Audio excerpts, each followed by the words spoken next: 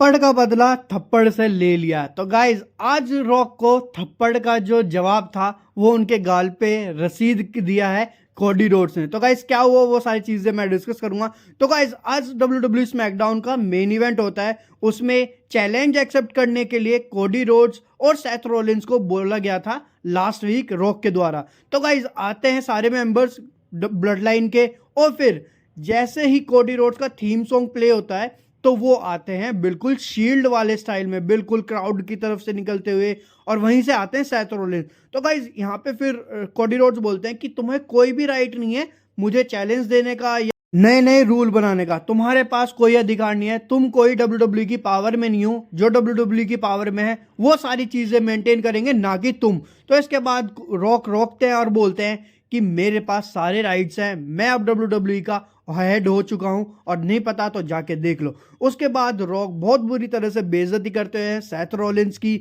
और यहां तक कि कोडी रोड्स को भी वो नहीं छोड़ते। वो कोडी रोड्स को एक बार ये बोलते हैं कि तुम अपनी फैमिली में सबसे यंगेस्ट हो, लेकिन तुम एक मिस्टेक हो।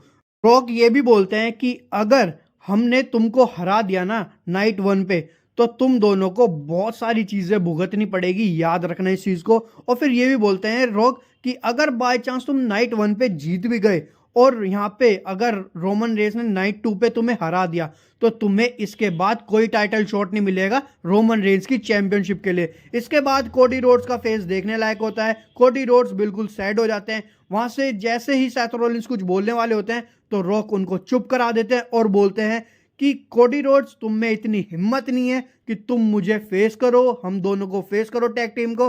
उसके बाद सेथ रॉलिंस चैलेंज एक्सेप्ट कर लेते हैं और बोलते हैं कि हम दोनों फेस करेंगे तुम दोनों को नाइट वन पे। तो गाइस चैलेंज एक्सेप्ट कर लिया, और उसके बाद कोडी रोड्स की बहुत बेइज्जती कर रहे होते हैं रॉक, और फिर वहां से आ जाता है कोडी रोड्स का थप्पड़ रॉक को।